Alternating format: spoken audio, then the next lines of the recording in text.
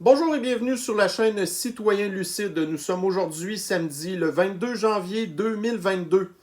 Mes chers soins lucides, alors oui, j'ai eu encore droit à une censure de YouTube la semaine dernière. Donc je me suis retrouvé finalement avec la prison YouTube pendant une période de 7 jours.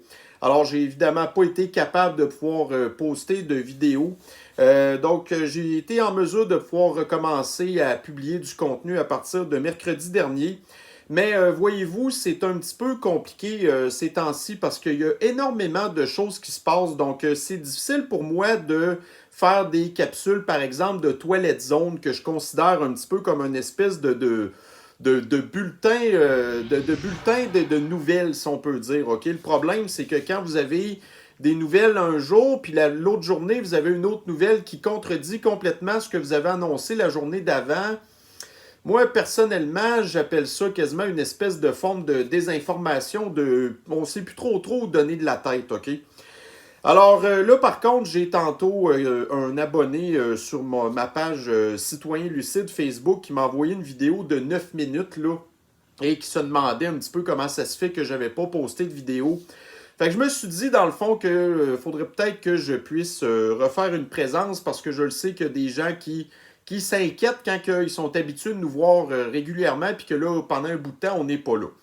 Alors, c'est sûr que, bon, sur YouTube, je pense que c'est mercredi, là, j'avais posté quelque chose comme quoi que j'expliquais mon absence, entre autres, là. Sauf que là, après ça, je ne savais pas trop quoi faire comme vidéo parce que, comme je vous dis, c'est que, tu sais, à un moment donné, tu as une nouvelle que tu vois passer qui est super bonne, puis tu as une autre mauvaise nouvelle tout de suite qui, après ça, est super mauvaise. Fait que là, tu viens que tu sais plus trop comment gérer ce genre de choses-là. Alors, voyez-vous, la capsule d'aujourd'hui, ça va être un petit peu pour vous prouver le genre de bordel dans lequel on est quand on est connecté sur l'actualité à temps plein. OK? Alors, vous savez que je suis. Tu sais, je peux pas être plus connecté sur l'actualité que ça, en fait. Alors, d'un certain côté, on voit des bonnes nouvelles, on voit des mauvaises nouvelles. Fait que là, on se dit, bon, là, on pourrait parler de ça, qui est très encourageant. Puis là, d'un autre côté, vous avez un autre patente qui est très décourageant. Puis là, à un moment donné, moi, dans mes toilettes zones, j'essaie de faire un petit peu de ménage là-dedans, de faire un peu d'ordre, puis je le sais pas, là, tu sais, essayer de faire une espèce de fil qu'on peut essayer de suivre, OK? Mais je vous dirais que depuis, bon, au moins, bon, mettons la dernière semaine, c'est vraiment très difficile, en fait, là, de pouvoir vraiment là, faire une espèce d'histoire qu'on pourrait suivre. Fait que, voyez-vous, la capsule d'aujourd'hui, je pense que ça va être pour vous prouver un petit peu ces choses-là. Alors, ce que je vais faire, c'est tout simplement, c'est que je vais aller dans mon fil Twitter, OK? Puis vous allez voir juste aujourd'hui, entre autres, là, c'est vraiment difficile, je vous dirais, de se faire vraiment une idée de où est-ce qu'on s'en va, OK? Alors, en tout cas, bref, vous verrez vous-même. Fait que c'est pour ça qu'aujourd'hui, ça va vraiment être une vidéo que j'ai s'intitulée Sans dessus-dessous parce que c'est vraiment ça qui se passe présentement. Alors, allons-y gaiement. Donc, nous allons aller sur mon profil de Twitter, en fait, là où c'est vraiment là que les nouvelles sont les plus à jour et, bon, alors comparativement à quand je prends mes toilettes zones, entre autres, ben, ce que je fais, c'est que je vais sur les sites directement des médias pour aller chercher les articles. Après ça, tu sais, je garde les plus importants, puis je bâtis après ça ma toilette zone avec ça. Mais là, quand on est sur Twitter, ben là, c'est parce que vous avez en plus, tu sais, en direct tout ce qui se passe vraiment présentement. Alors allons-y gaiement. Donc voyez-vous, il y a de ça pas très longtemps. Donc un article de Radio-Canada. Alors vous savez que ce qui va beaucoup gérer les décisions en fait des gouvernements, c'est entre autres, bon, on sait que l'agenda 2030, il va y avoir aussi le Grand Reset qui est en toile de fond, mais vous avez aussi beaucoup les médias qui poussent les gouvernements à faire des affaires. Puis aussi tout un paquet d'espèces de ce qu'ils considèrent comme étant des experts, là. Alors, des espèces d'astrologues médicaux, là, ou des collapsologues sanitaires, en fait, qui vont pousser le gouvernement à faire toutes sortes d'affaires. Alors, je n'entrerai pas en détail nécessairement, mais voyez-vous ici dans le... Bon, vous savez, ça fait partie des affaires. Donc, il y a de ça quelques jours, on a appris qu'en Ontario, ils vont commencer à relâcher un petit peu là, les mesures de fascisme sanitaire. Alors que pendant ce temps-là, ici au Québec, Évidemment, étant donné qu'on est toujours pire que les autres, OK? Donc, nous, ça traîne de la patte. Vous avez les commerçants qui sont en train de crever, faire faillite, qui sont plus capables de s'organiser, puis tout là, alors c'est ça. Donc, voyez-vous ici, d'un côté, vous avez en Ontario, ils veulent relâcher les mesures sanitaires, mais d'un autre côté, vous avez un paquet de collapsologues de la santé qui poussent le gouvernement parce que, tu sais, voyez-vous, puis je vous le dis, là, il n'y a absolument aucun ordre dans mes affaires, c'est complètement aussi désorganisé que les nouvelles. Alors là, il y a des experts là, qui disent que ça prendrait en fait une troisième dose là, dans le passeport de contrôle social absolu pour rester en vigueur parce qu'ils disent dans l'article eux-mêmes que d'avoir 2 doses, ça sert absolument à rien, ça protège à rien du tout. Puis là, ils considèrent que la troisième dose sert à quelque chose alors qu'on voit d'un autre côté en Israël que c'est le pays le plus troisième dosé du monde puis que là, il y a full de contamination, il y a full d'hospitalisation, ça sert à rien. Ils ont même des quatrièmes dosés, puis ils sont encore malades, ils se ramassent à l'hôpital. On a ici aussi, là, dans le site, là, en fait, là, sur le profil de Santé Québec, dans Twitter, on voit les données à tous les jours. On voit que les triples dosés, les chiffres sont très similaires à ceux qui sont complètement non thérapigénisés. Ils se ramassent à l'hôpital, ils se ramassent aux soins intensifs, ça ne sert à rien. Mais vous avez ici les experts qu'on ne sait pas trop comment ils ont réussi à avoir leur diplôme, qui disent toutes sortes de cochonneries comme ça. Bon. D'un autre côté, ici, vous avez Emmanuel Macrotte, qui est pour une période de 2 mois, l'espèce de président honorifique de l'Union européenne, OK? Alors là, vous avez ici un ministre, je pense que c'est un ministre polonais, en fait, qui avait une déclaration à faire, probablement comme tous les pays. Alors lui, finalement, en fait, là, il chiale contre le fascisme sanitaire, entre autres, mais ce qui a été le plus intéressant dans son allocution, c'est qu'entre autres, il a traité Macron de meurtrier à cause de la campagne de thérapigénisation obligatoire, OK? Alors, c'est quand même très comique de voir quelqu'un qui remet en place, en fait, là, Macroute, là. Fait que là, évidemment, c'est sûr que c'est pas un esti en tout cas, de vendu aux mondialistes comme ça. Bref, en tout cas. Alors, c'est ça. Donc, voyez-vous, je ne sais même pas quoi vous dire, mais en même temps, c'est quand même drôle de voir que des chiens sales comme Macron se font ramasser devant tout le monde dans le Parlement européen. Donc, ici, un article du Post-Millennial. Alors, si on voit ça passer à tous les jours, des manifestations partout dans le monde. Donc, ici, présentement, nous sommes à Melbourne, en Australie. Alors, c'est l'été en Australie. Vous savez que la Sniffles, pendant l'été, c'est pas vraiment là où c'est le plus excitant. Par contre, à Melbourne, donc, ils sont en plein été, ils sont en pleine mesure fasciste sanitaire encore. Fait qu'écoutez, nous, qu'est-ce que ça peut vouloir dire? C'est qu'on a encore du fascisme sanitaire qui nous attend l'été prochain. Mais bon, au moins, on voit que la population continue à manifester à tous les jours des milliers puis des milliers de personnes partout dans le monde qui continuent à faire des manifestations, alors que, bon, ici au Québec, c'est un petit peu difficile de faire ça quand il fait moins 30, là. Mais en tout cas, bref, alors on voit que partout dans le monde, ça continue à se dresser contre le fascisme sanitaire. Alors, pendant que d'un côté, vous avez la population qui est extrêmement mécontente partout dans le monde occidental, surtout, du moins. Fait que vous avez ici le gros Christ d'innocent sans génie d'épais de François Legault qui continue à passer son temps à lire des cochonneries. Alors là, ici, nous avons une espèce d'autobiographie de Angela Merkel qui est probablement une des plus connes de dirigeantes de l'Occident, en fait, là, avec son fascisme sanitaire. Fait que ça, c'est ça. Donc, lui, il dit, là, en fait, que c'est une femme tellement exemplaire et tout ça. Donc, bref, en tout cas, mange la merde, Chris, de ce trou de cul de Legault. Alors, un autre truc ici sur Twitter, donc c'est un compte que je me suis abonné, Défiant LS. Alors, lui, en fait, c'est comme spécialisé à trouver les contradictions que certaines personnalités publiques peuvent dire ou, par exemple, les médias. Alors, ici, il en a trouvé une bonne, donc Fox News.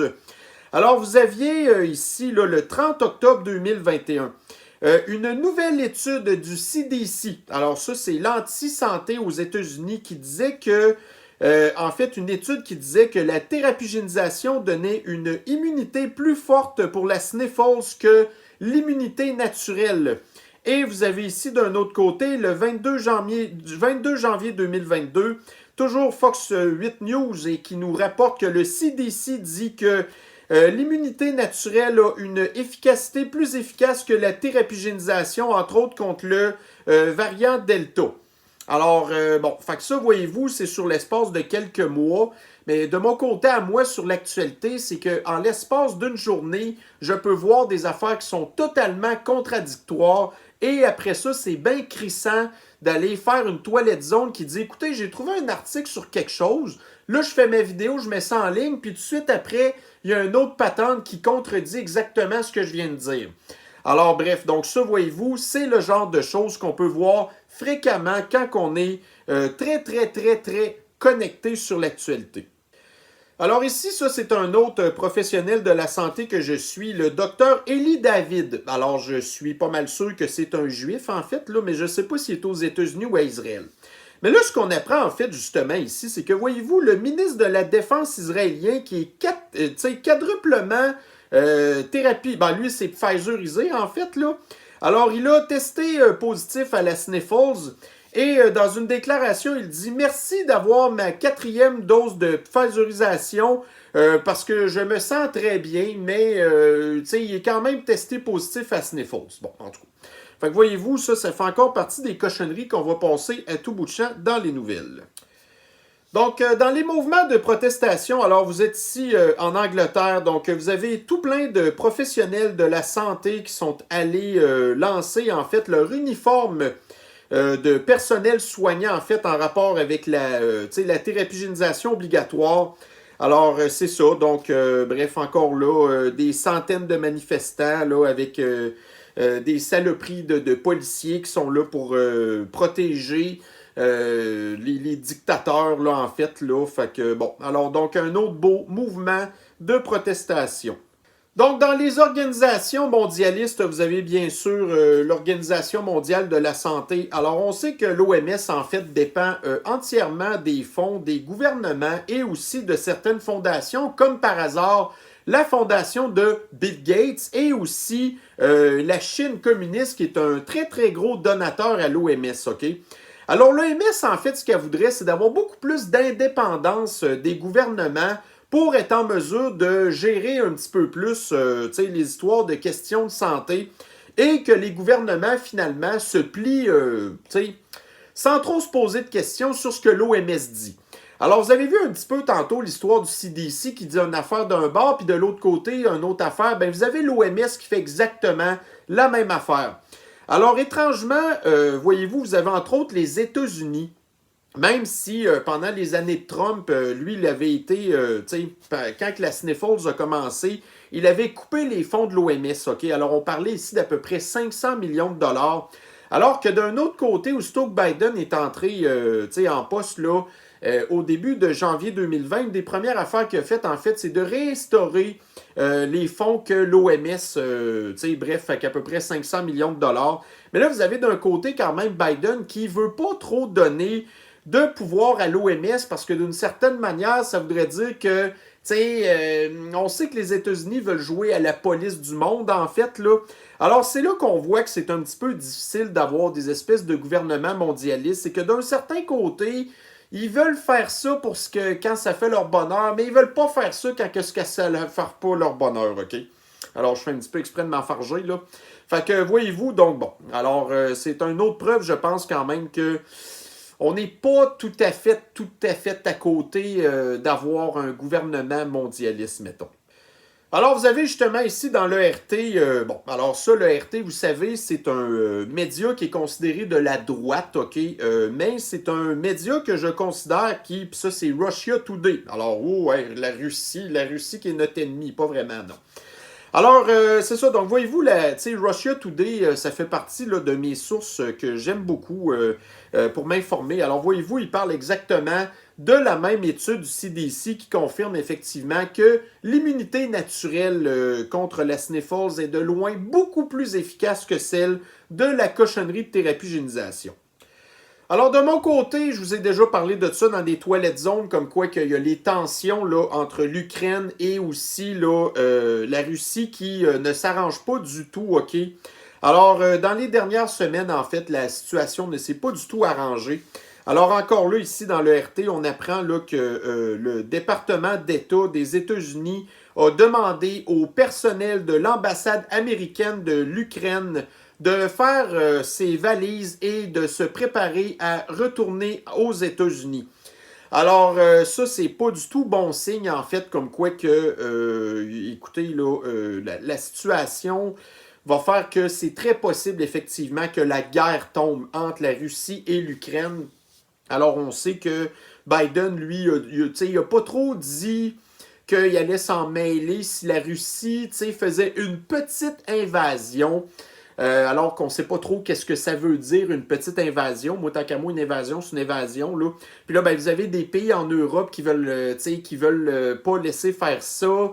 Il y en a d'autres qui sont assez neutres. Bon, en tout cas, fait que tout ça pour dire finalement que l'invasion de la Russie sur l'Ukraine est possiblement imminente. Alors, quand que vous avez les diplomates d'un certain pays qui sont ramenés chez eux, c'est parce que ça sent vraiment pas bon. Bon, alors voyez-vous, c'est ça. Donc, dans les patentes des mondialistes. Donc, vous avez encore ici l'OMS qui, en fait, est l'organisation que tout le monde a écouté quand ça a été le temps de déclarer l'état d'urgence de la pandémie, OK? Alors, là, depuis ce temps-là, on sait que ça a été comme une défaite pour les gouvernements d'instaurer le fascisme sanitaire. Mais il y a plein d'affaires que l'OMS se dit avec le temps qui, en fait, là, sont contre le fascisme sanitaire, dont, entre autres, ici... alors, on apprend dans le Figaro que l'OMS recommande aux pays de laisser tomber, en fait, toutes les espèces de contrôles aux frontières, là, les histoires d'arrêter les voyages, de faire les contrôles de sniffles aux frontières, même la thérapigénisation obligatoire pour aller d'un pays à l'autre. L'OMS considère, en fait, que ça ne sert plus à rien parce qu'on voit bien que les contaminations, depuis que la thérapigénisation, il n'y a rien, ça a été... jamais aussi élevé que ça. Même les hospitalisations sont à des niveaux records depuis que la thérapigénisation existe, en fait. Alors, c'est un petit peu ça que l'OMS dit. C'est bon, écoutez, ça serait peut-être temps de lâcher le gaz, là, de mettre un peu les breaks, puis d'essayer de reprendre une espèce de semblant de vie normale. Alors, voyez-vous, les pays font tout à fait à leur tête, en fait. Ils s'en calissent de l'OMS. Alors, ils vont tout simplement écouter ce qu'ils font leur affaire, mais ils n'écoutent pas ce qu'ils font pas leur affaire. Fait que voyez-vous, d'un autre côté, si l'OMS était une organisation mondialiste qui avait le plein pouvoir sur les questions de santé publique au niveau du monde, alors mettons que l'OMS avait ce discours-là, ben là, ça veut dire que les pays pourraient plus continuer à faire autant de fascisme sanitaire. Mais là, les pays, ça fait pas leur affaire, ça. Alors, vous avez des pays qui sont des dictatures sanitaires qui sont extrêmement heureuses de rester dans le fascisme sanitaire. Puis vous en avez d'autres, comme par exemple le Royaume-Uni, qui, justement, tout ça à cause que, bon, tu sais, Boris Johnson est vraiment dans marde là, au niveau de son poste de premier ministre actuellement. Alors, il a extrêmement de pression sur lui. Fait que là, il s'est dit, bon, ben là, tu sais, pour que les gens continuent à m'aimer, je vais comme arrêter toutes les restrictions chez nous. Bon, alors on voit que ça prend des pressions politiques, là. Alors, c'est ça. Donc, un autre patente que, tu sais, quand c'est le temps, on suit les agences de santé, mais quand c'est pas le temps, ça fait pas notre bonheur, on les écoute plus. Alors, voyez-vous, justement, donc vous avez d'un côté l'OMS qui est supposée être l'Organisation mondiale de la santé, alors qui est supposée être remplie de monde qui sont des experts en santé, toutes sortes d'affaires. Mais d'un autre côté, ici, vous avez dans le devoir. Alors, vous avez ici la Cour d'appel du Québec, alors qui est la plus haute cour que nous avons ici dans notre province, qui vient de confirmer, en fait, que les décrets d'urgence de face à claque fasciste Legault qui sont tout le temps reconduits à tous les 10 jours, qui sont complètement constitutionnels, que c'est valide, que fasciste Legault a le droit de faire ça, parce que, voyez-vous, on est en urgence sanitaire, alors que d'un autre côté, vous avez l'OMS qui dit d'autres affaires. Fait que vous avez toutes des estis de caves, de crise, de stis de sans génie, de salopards, de christi de connards, de juges, qui se prennent pour des médecins alors qu'ils connaissent absolument rien et qui disent que les décisions de fasciste Legault, qui est un attardé mental profond, ben, que ses décisions à lui, qui n'est pas un médecin non plus, qui sont tout à fait valides. Alors ça fait partie des maudites cochonneries qui fait qu'on est pogné dans notre nazisme sanitaire. Alors, je vous ai parlé un petit peu de ce qui se passait à Londres tantôt. Alors, vous avez une autre manifestation ici des Londoniens. Alors, encore là, des milliers de personnes qui sont contre le fascisme sanitaire, même si Boris Johnson a dit qu'il relâchait. Eh bien, la population continue à dire, garde là, il est vraiment le temps, puis que vous nous preniez au sérieux. Le peuple ne veut plus rien savoir du fascisme sanitaire. Alors, la même chose ici, nous sommes dans la capitale de la Suède, Stockholm. Donc, vous savez, la Suède, depuis le début, c'est là qu'il n'y a eu pas vraiment là, de fascisme sanitaire. Par contre, depuis récemment, ils ont annoncé l'entrée en vigueur d'un passeport de contrôle social absolu aussi. Alors, les Suédois qui se sont habitués à leur liberté, ils disent ça à leur gouvernement. Et vous avez encore là, dans les pires endroits du monde, sur lesquels, entre autres, que vous avez fascistes face à claque Legault se base pour prendre ses décisions de cul de crisse. Alors, vous avez ici en Italie, donc un des endroits où il y a le plus de fascisme sanitaire, c'est bel et bien en Italie. Alors, on sait que la thérapie-génisation est obligatoire, que les gens vont devoir payer des pénalités s'ils ne sont pas thérapie-génisés. Ben là, en plus, ils sont rendus que, bon, vous savez, ici, nous avons l'espèce de crédit d'impôt pour solidarité, là, bref, alors pour les gens qui n'ont pas des gros revenus, on reçoit tous les mois un montant là, du gouvernement provincial, OK? Alors, puis vous avez d'un autre côté ici le RSA en Italie, je pense que c'est un petit peu l'équivalent de notre, de l'assistance sociale, OK, que nous on a ici en fait là. Alors, si vous n'êtes pas thérapie-génisé en Italie et que vous dépendez du RSA comme revenu d'appoint, ben on va vous couper les vivres tout simplement. Alors, voyez-vous, c'est un petit peu ce qui est inquiétant ici aussi. Alors, d'un certain côté, nous, pareil, donc là, Legault est en train de travailler pour mettre l'espèce d'impôt aux non-vaccinés, là, en fait, là, pour le pseudo-sauvetage du système de la santé. Alors, ça revient un petit peu au même, là. Fait que vous avez beaucoup de gens qui sont non thérapie-génisés, qui roulent pas sur l'or, qui ne peuvent pas se permettre de se faire couper leur vivre par le gouvernement. Mais là, si vous êtes non thérapie-génisé, ben là, c'est très possible que vous perdez votre argent. Bon, alors, vous savez, il y a un mouvement actuellement au Canada, l'Association des camionneurs qui sont en train de faire un convoi là, pour aller bloquer, pour ainsi dire, là, la chaîne d'approvisionnement pour manifester contre la thérapie-génisation obligatoire pour les camionneurs qui traversent aux frontières, OK? Fait que là, ici, vous avez d'un autre côté les restaurants qui, commencent à être un petit peu fâchés, là, parce que là, le gouvernement leur a pas dit quand est-ce qu'ils avaient le droit d'ouvrir. Alors, vous avez en Ontario, d'ailleurs, Doug Ford qui a dit que les restaurants vont pouvoir réouvrir, mais avec, encore là, 50% de capacité, avec le passeport de contrôle social absolu. C'est de la grosse crise de merde, mais en tout cas, au moins, ils réouvrent, là. Sauf qu'ici, au Québec, il n'y a absolument aucun agenda qui a été donné aux restaurateurs. Alors, moi, de leur dire aux restaurateurs, ben vous avez juste à faire comme les camionneurs, mettre vos hosties de culottes, Chris, puis arrêtez là, de vous plier au fucking fascisme sanitaire, OK? Ben, de toute façon, moi, ça fait un bout de temps que les restaurateurs ont perdu ma sympathie parce que, justement, ils ont fait partie des premiers à être très, très contents de rentrer le passeport de contrôle social absolu. Alors, moi, ben, c'est tant pis pour vous, là. J'ai bien hâte que vous fermiez anyway parce que vous n'avez pas mis vos culottes puis vous avez fait partie des astis de collaborateurs de Chien Sale. Bon, alors pour les gens qui me suivent depuis longtemps, vous savez quelle opinion que j'ai en fait des femmes en position de pouvoir, OK? Alors, on a ici un bon exemple. Donc, vous avez en Nouvelle-Zélande, vous savez que le fascisme sanitaire, ça a été encore là parmi un des pires endroits, au même titre que Angela Merkel aussi, d'ailleurs, soit dit en passant, qui est une femme, hein, d'ailleurs, là. Fait que c'est ça. Donc, là, voyez-vous, bon... les cas de sniffles encore là en Nouvelle-Zélande sont en train d'exploser, ainsi de suite. Fait que là, vous avez encore là, écoutez, elle veut forcer les gens à se confiner pour 24 jours. Là, si, admettons, vous avez testé positif à la sniffles. Là. Fait que vous soyez symptomatique, pas symptomatique, peu importe, ben vous allez être isolé pendant 24 jours. Fait que ça, c'est les femmes au pouvoir, c'est ça que ça donne. Ben, ça donne des premières ministres de la Nouvelle-Zélande. Bon, alors ici, dans le Daily Mail, nous avons un expert en questions économiques qui disent que, bon, là, actuellement, puis on le savait, là, tu sais, je veux dire qu'on est dans une espèce de bulle économique, en fait, là, et que cette bulle-là est probablement sur le point de péter, parce qu'elle s'est maintenue, la bulle économique, parce que les gouvernements ont donné des milliards et des milliards et des milliards de dettes publiques pour essayer de surstimuler l'économie, mais là, d'un certain côté, les aides sont pas mal terminées. Puis là, ben, vous avez l'inflation qui est rendue hors de contrôle, OK? Et vous avez plusieurs banques fédérales là, qui veulent commencer à augmenter les taux d'intérêt pour essayer de diminuer l'inflation, OK?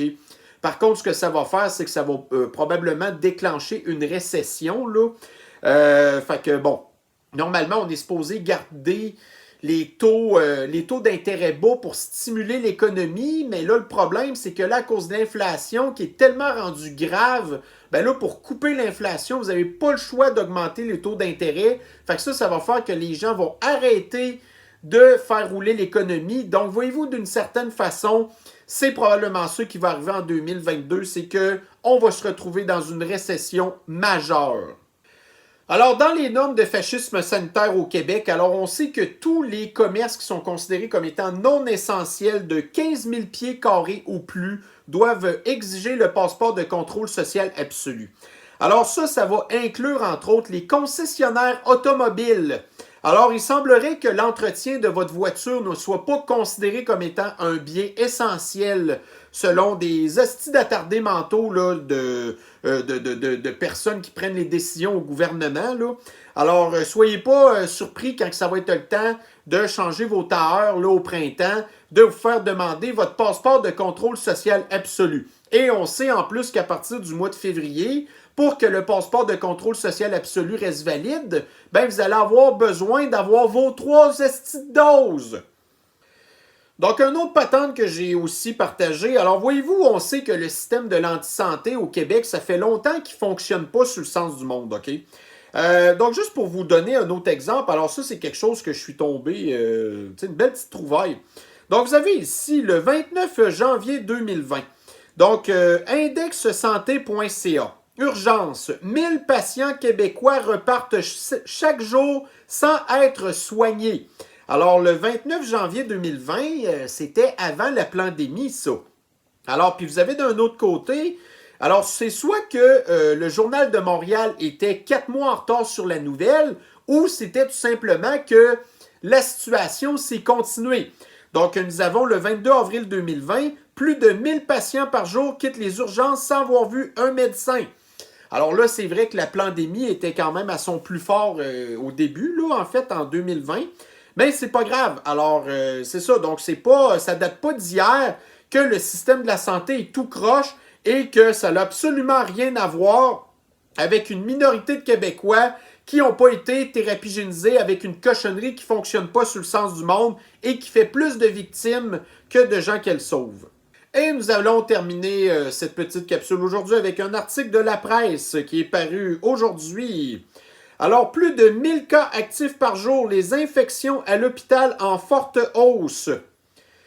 Juste pour vous donner un exemple, le 28 décembre dernier, l'ancien animateur de radio Pierre Trudel a quitté son domicile en ambulance. L'homme de 78 ans était faible et confus. À son arrivée à l'hôpital Santa Cabrini, le diagnostic est tombé, un léger infarctus. M. Trudel est admis aux soins intensifs. 10 jours plus tard, ses proches reçoivent un appel. Le vieil homme a contracté la sniffles dont était atteint son voisin de chambre. C'est ça notre système d'antisanté au Québec. C'est ça que le fascisme sanitaire a fait aussi. Depuis le début, la science nous prouve que toutes leurs patentes, c'est de la grosse crise de bullshit, OK? Alors, c'est ce qu'on dénonce depuis le début. Alors, vous êtes dans les hôpitaux qui sont supposés avoir pourtant tout le matériel, toute la formation, tous les soins, nanana. Après ça, vous avez des gens qui rentrent à l'hôpital pour une toute autre raison que la sniffles. Ils arrivent à l'hôpital, après ça, ils sont déclarés positifs à sniffles. Puis après ça, on vient nous faire à croire que les hôpitaux sont remplis de gens qui sont malades de la sniffles, alors que la sniffles, finalement, on sait très bien où est-ce que ça se ramasse. c'est dans les établissements de santé, les hôpitaux, ainsi de suite. C'est là, majoritairement, que la sniffle se pogne. Alors, mangez de la crise de marde, gang de fraîchis qui nous écœurent dans nos vies. Alors, voyez-vous, c'est ça le fouillis des nouvelles, OK? Alors, quand je vous dis que c'est très difficile pour moi d'essayer de mettre de l'ordre là-dedans, puis d'essayer de vous donner un sens à l'information, c'est pas mal impossible, OK? Quand on est tout le temps, le nez devant les nouvelles, ben à un moment donné, on vient qu'on ne sait plus où donner de la tête, en tout cas. Mais je vais continuer de faire mon gros possible. Alors, bien content d'être de retour avec vous, mes chers soins lucides. Nous aurons le très grand plaisir de pouvoir nous reprendre sur de futures capsules. Bonne journée, bonne fin de semaine à vous. Bye bye.